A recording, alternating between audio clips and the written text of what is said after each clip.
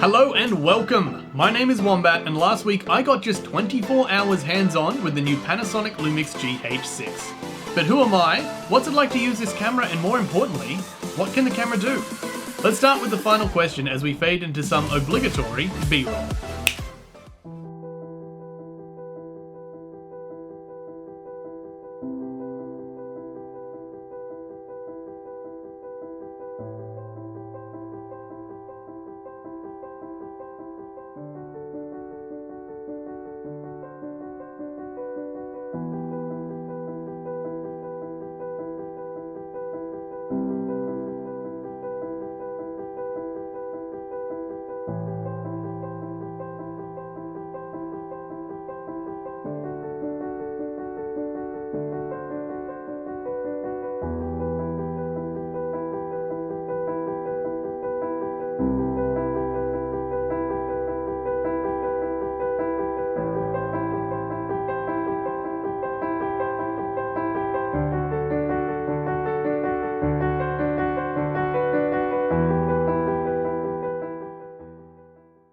Hopefully you enjoyed that. For the rest of this review, we're going to start with the basics, then we're going to move into the review, which I've split into three main sections: the technical, video, and photography. After that, we have a conclusion along with a quick summary. You can skip to any of those points using the time codes in the description or hopefully appearing in the bar down below. So, who am I?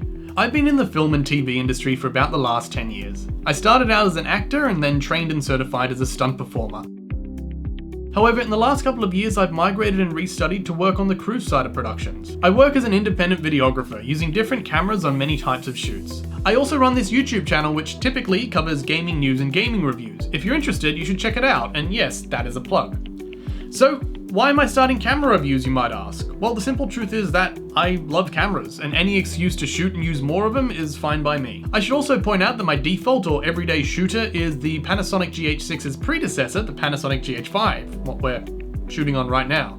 But speaking of the devil, let's have a look at the GH6. The basics. The GH6 costs just over $3,500 Australian dollars. It has a micro four thirds or MFT sensor, which basically means it falls about here on the scale compared to a full frame sensor, and it natively takes micro four thirds lenses. It's got Panasonic's new Venus engine, which we'll explore a little more in the technical section of this review. It's advertised with autofocus, dual ISO, 5.7K ProRes video, and HD video up to 300 frames per second, although I had a little trouble when it came to that one.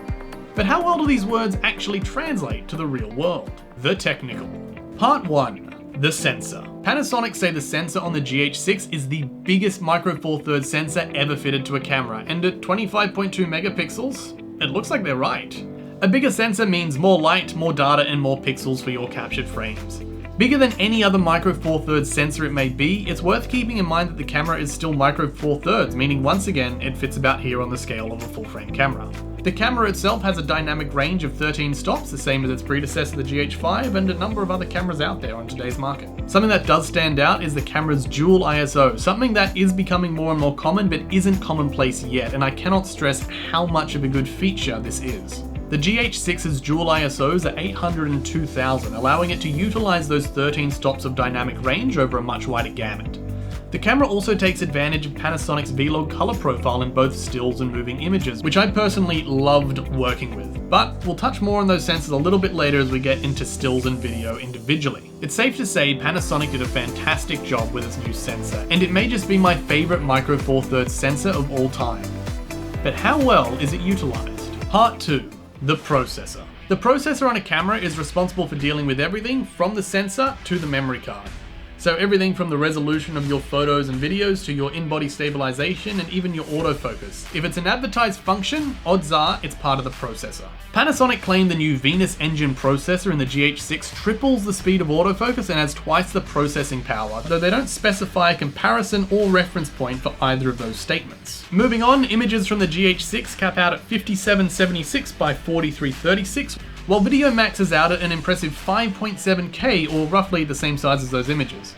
We'll touch more on those as we get to those individual sections, but for now let's move on. The camera has fairly solid in-body stabilization. It's certainly very usable when combined with Lumix Lens's inbuilt optical image stabilization system. My god, that is a mouthful. And even with that in mind, I didn't find it too power draining. I got about 4 to 5 hours of on-off shooting with the camera. However, with only 24 hours hands-on, I didn't have time to do a continuous shooting test, so your mileage may and definitely will vary. However, it's when we get to the autofocus that this system really starts to let you down. The autofocus had a few options, so I set mine to human because that's the subject I was trying to get in focus most of the time. And in short, it was terrible. Day and night it hunted and hunted to find the target, and even when it identified it, the focus was usually off. I ended up setting my prime f1.7 lens to almost f4 to compensate for the autofocus's ineptability, at which point I thought, well, why did I bother with the money for a prime lens? I could have got almost the same shot off a kit lens for much less money. But looking at technical specs will only get us so far. Let's see what the camera's like in the real world.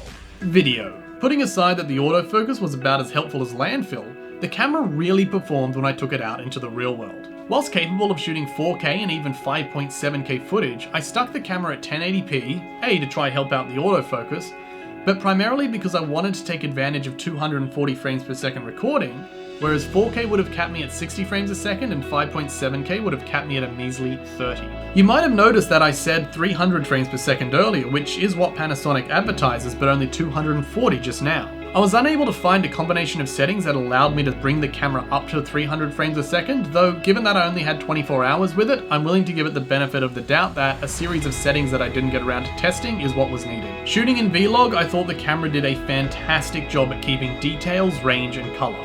I think it's worth noting that some people are critical of how sharp digital cameras can be, but personally I love this look, and if you're not of the same opinion, you can always soften this up a little in post-production.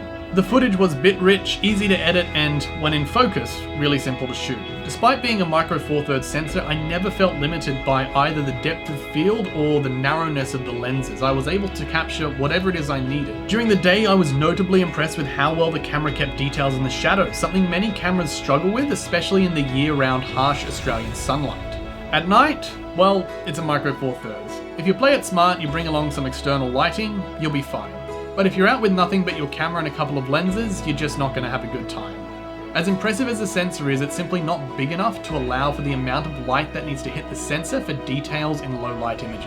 In short, you can expect a lot of grain in your shots. If, like me, you enjoy lowering the midtones and the shadows, you'll probably find the footage is pretty workable. Also, keep in mind, YouTube does a fantastic job of filtering out grain, so the footage you're seeing probably looks a lot cleaner than it did on my end. Conversely, if you have the know-how and the time, you can probably do a pretty good job of cleaning up the shots yourself. The bottom line is there simply isn't enough room on the MFT sensor to pick up large quantities of light that the sensor requires for clean shots once the sun goes down. At least, not in motion. Photos. Photos, or stills on the other hand, was an entirely different story. Whether it was day or night, I was completely blown away at the images captured. The GH6 shoots great shots. It's that simple. The GH6 shoots great shots. The GH6 shoots great shots. Try that 6 times fast. No? Just me? In low light, I shot up as high as 12,800 ISO, something I've never seriously done on a shoot before. And honestly, I was blown away at the quality of the images. For reference, I'm normally the type of person who won't shoot 2 stops above native, if I move off native at all. With this camera, I ended up just leaving the ISO on auto with no upper limit, and I wasn't disappointed with a single image. Well, I mean, outside of losing them to autofocus. I loved the color science behind the Vlog capture, I loved the sharpness of the image, I loved editing the work and really seeing my visions take shape. The images from the camera were easily my favorite aspect of the GH6, and I really wish I could take the sensor out of that camera and put it into my GH5. Conclusion. Here's the thing. While I'd love to take the sensor out of the GH6 and put it in my GH5, I wouldn't replace my GH5 with the GH6. There are a couple of reasons behind this, and the first is that while the footage impressed me to no end, the user experience did not. As I've mentioned, the autofocus was absolutely horrible, and in truth it's actually worse than the GH5, not to mention any camera that I've used. But I also didn't like physically interacting with it. Now to be clear, this comes down to personal preference. But on my GH5 and a lot of other cameras I've played with, there's a nice sort of mechanical interaction as you go with it. So you know when you're half pressing, for instance the shutter so you get focus without starting to roll or getting a photo, and you know when you've pushed any other buttons because you feel that mechanical impulse pushing back. The GH6, however, is completely digital. You don't know if you've pressed a button, and I would constantly find myself trying to get focus by half pressing the shutter, And what would happen is it would simply start rolling or take a shot or end rolling. So I was constantly losing or ruining takes without knowing it, thinking I was just hunting for focus or getting ready to end my shot. And finally, the price. I mentioned at the start of this review that the GH6 cost just over $3,500 Australian dollars. For reference, I bought my GH5 earlier this year for just $1,100, and I got that with 5 extra batteries and a 25mm prime lens. Whilst you might argue that it's not fair to put a second-hand price against a brand new one, I'd argue that if you're looking for a camera and considering the GH lineup, you're not going to buy a GH5 new. This means that the GH6 has to make up for a $2,500 difference, and as much as it's a bit better in every way, it simply doesn't make up that price difference. In summary, the GH6 is better than its predecessor in almost every single way on paper. In post-production, that certainly stands out, with higher image and video quality at every corner. But in use, the camera's far less pleasant and even counterproductive to use. And then there's the price. Micro Four Thirds is supposed to be a budget level camera. It's a smaller sensor, therefore smaller lenses, therefore a smaller price tag. But at the same price as an S35 cinema camera and more expensive than some full frame alternatives from Panasonic's competitors, I simply don't think this camera has any ground to stand on. Maybe in a few years, if it saturates the second-hand market and drops in price, you might find a home for it. But to me, it will always be outdone by its older brother, the GH5. That's all from me. Thank you so much for watching. If you enjoyed that, please hit the thumbs up button. It really helps out, especially for a smaller channel such as this one. And if you have any experience with the GH6 or any Micro Four Thirds camera for that, I'd love to hear about it down in the comments. Now I'll leave you with some stills, and if you like them, you can see more on my social medias. And yes, that's a second plug in one video.